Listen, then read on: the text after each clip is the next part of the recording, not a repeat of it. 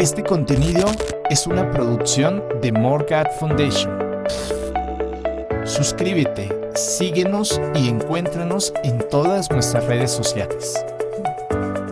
Jesús nació en Belén de Judea en los días del rey Herodes. He aquí unos magos vinieron del oriente a Jerusalén, diciendo: ¿Dónde está el rey de los judíos que ha nacido? Porque su estrella hemos visto en el oriente y venimos a adorarle. Los reyes magos, como a veces se les llama, fueron sabios al procurar hallar y adorar al Mesías. Para ellos, adorar significaba ofrecerle presentes de oro y preciadas especias aromáticas. ¿Qué significa adorar a Dios para ustedes y para mí? Cuando pensamos en la adoración, nuestros pensamientos comúnmente se tornan a los modos en que mostramos devoción religiosa, tanto en privado como en los servicios de la iglesia. Al considerar la cuestión de adorar a nuestro Padre Celestial y a su Hijo amado nuestro Salvador, me han acudido a la mente 4 conceptos. Primero, las acciones que constituyen nuestra adoración. Segundo, las actitudes y sentimientos que son parte de nuestra adoración. Tercero, la exclusividad de nuestra adoración. Y cuarto, la necesidad de emular a los santos seres que adoramos. Primero, las acciones que constituyen nuestra adoración. Una de las formas más comunes e importantes de adoración es congregarse en un espacio consagrado para efectuar actos de devoción. El Señor dice: y para que más íntegramente te conserves sin mancha del mundo, irás a la casa de oración y ofrecerás tus sacramentos en mi día santo. Esa, desde luego, es nuestra principal motivación al edificar capillas.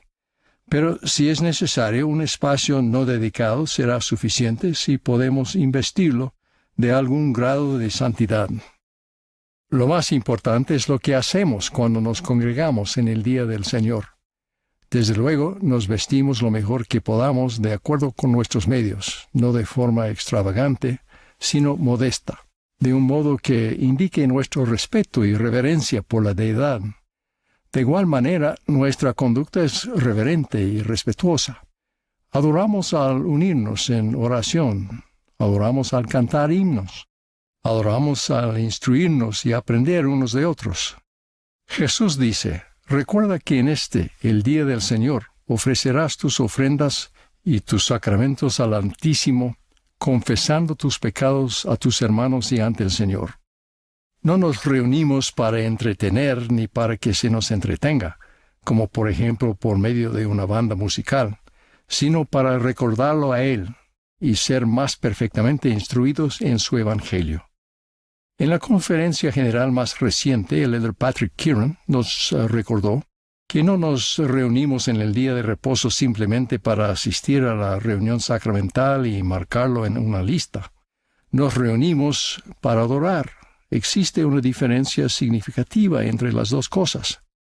Asistir significa estar físicamente presente, pero adorar es alabar y venerar intencionalmente a nuestro Dios de una forma que nos transforma.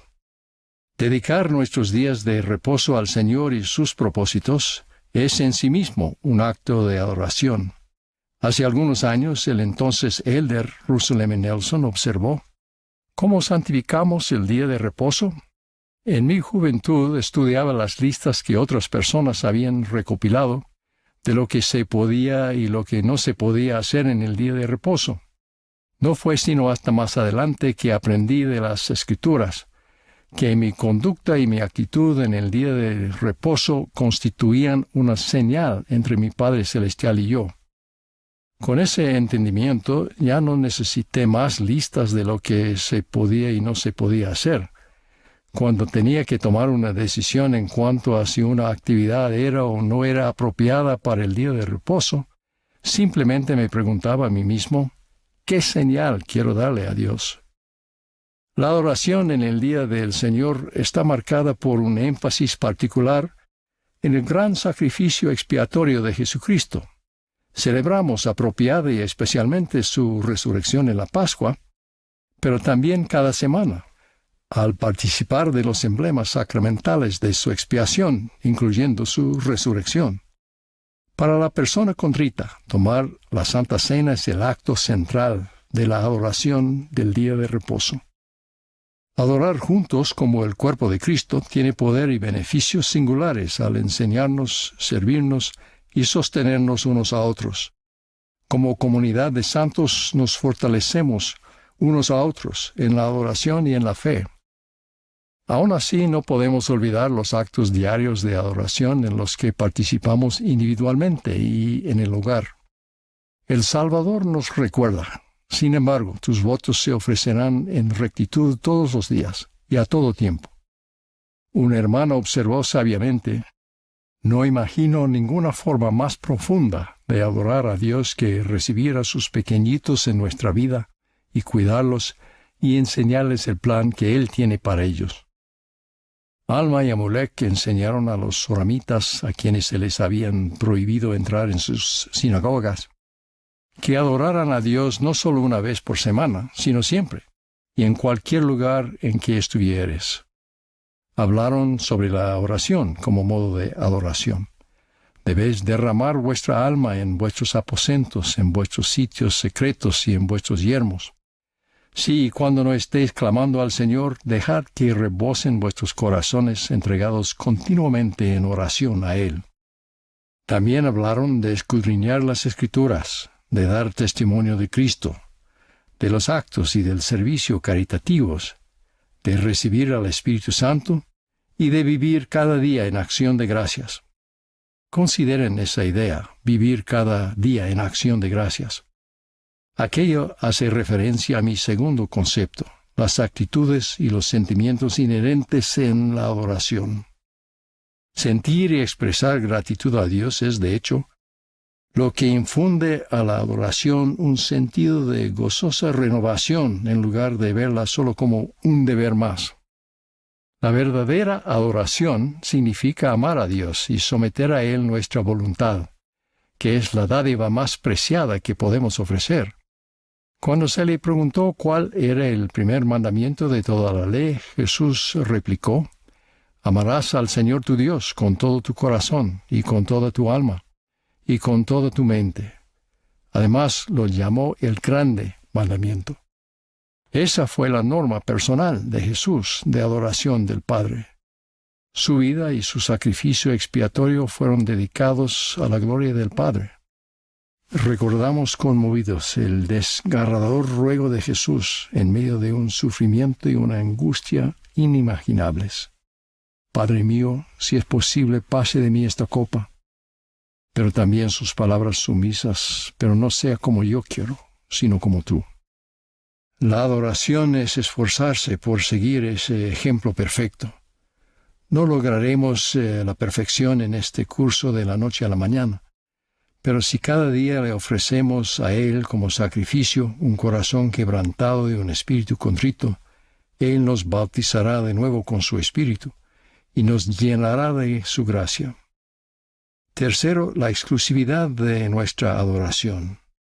En la primera sección de Doctrina y Convenios, el Señor pronuncia esta reprobación al mundo: porque se han desviado de mis ordenanzas y han violado mi convenio sempiterno. No buscan al Señor para establecer su justicia. Antes, todo hombre anda por su propio camino, y en pos de la imagen de su propio Dios, cuya imagen es a semejanza del mundo. Es bueno que recordemos el ejemplo de los 3 jóvenes judíos, Ananías, Misael y Azarías, que fueron llevados cautivos a Babilonia no mucho después que Ley y su familia salieran de Jerusalén. El rey Nabucodonosor los llamó Sadrach, Mesach y Abednego. Más adelante, cuando los 3 se negaron a adorar una imagen que él había levantado, Nabucodonosor mandó que los echaran dentro de un horno de fuego ardiente y les dijo: ¿y qué Dios será el que os libre de mis manos? Recordarán su valiente respuesta: nuestro Dios, a quien servimos, puede librarnos del horno de fuego ardiente, y de tus manos, oh rey, Él nos librará. Y si no, has de saber que no serviremos a tus dioses, ni tampoco adoraremos la estatua que has levantado. El horno estaba tan caliente que mató a quienes los arrojaron dentro de él, pero Sadrach, Mesach y Abednego resultaron ilesos. Entonces Nabucodonosor habló y dijo: Bendito sea el Dios de ellos, de Sadrach, de Mesac y de Abednego, que libró a sus siervos que confiaron en él, y entregaron sus cuerpos antes que servir y adorar a otro Dios que no fuese su Dios. Confiaron en Jehová para la liberación, y si no, es decir, aunque Dios en su sabiduría no impidiera su muerte, aun así se mantendrían fieles a él. Cualquier cosa que tenga precedencia por encima de la adoración al Padre y al Hijo se vuelve un ídolo.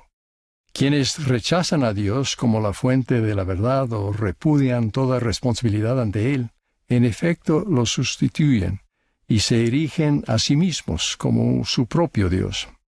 Aquel que antepone la lealtad a algún partido o alguna causa a la dirección divina, adora a un Dios falso. Incluso quienes aparentan adorar a Dios, pero no guardan sus mandamientos, andan por sus propios caminos. Con sus labios me honran, pero su corazón lejos está de mí.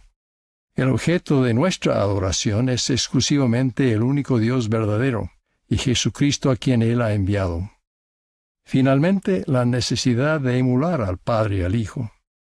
En última instancia, la forma en que vivimos podría ser la mejor y más genuina forma de adoración. Mostrar nuestra devoción significa emular al Padre y al Hijo, cultivando sus atributos y carácter en nosotros mismos. Si, como dice el refrán en inglés, la imitación es el modo más sincero de alabar, entonces podríamos decir con respecto a la deidad que la emulación es el modo más sincero de venerar. Aquello implica un esfuerzo activo y sostenido de nuestra parte por buscar la santidad. Pero el llegar a ser más semejantes a Cristo es también el resultado natural de nuestros actos de adoración. La frase del Elder Keeran, citada anteriormente sobre adorar de una forma que nos transforma, es significativa. La verdadera adoración es transformadora. Esa es la belleza de la senda de los convenios, la senda de la adoración, del amor y de la lealtad a Dios. Entramos en esa senda mediante el bautismo, prometiendo tomar sobre nosotros el nombre de Cristo y guardar sus mandamientos. Recibimos el don del Espíritu Santo, el mensajero de la gracia del Salvador, que nos redime y nos limpia del pecado, conforme nos arrepentimos. Incluso podríamos decir que al arrepentirnos lo estamos adorando. Luego siguen ordenanzas y convenios del sacerdocio adicionales que se hacen en la casa del Señor, las cuales nos santifican aún más. Las ceremonias y ordenanzas del templo constituyen una forma elevada de adoración. El presidente Russell M. Nelson ha recalcado que todo hombre y toda mujer que participa en las ordenanzas del sacerdocio y que hace y guarda convenios con Dios, tiene acceso directo al poder de Dios. Aquel no es tan solo un poder al que recurrimos para servir y bendecir, también es el poder divino que obra en nosotros para refinarnos y purificarnos. Al andar por la senda de los convenios se manifiesta el santificador poder de la divinidad en nosotros.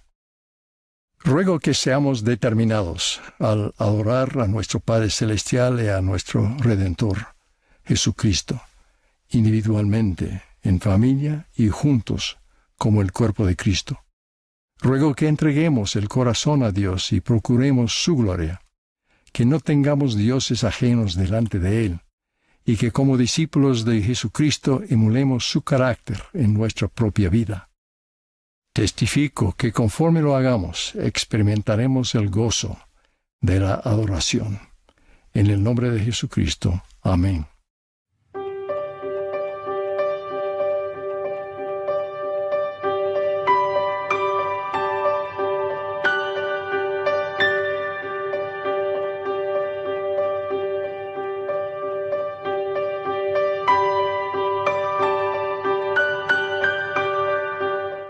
Este contenido es una producción de More God Foundation. Suscríbete, síguenos y encuéntranos en todas nuestras redes sociales.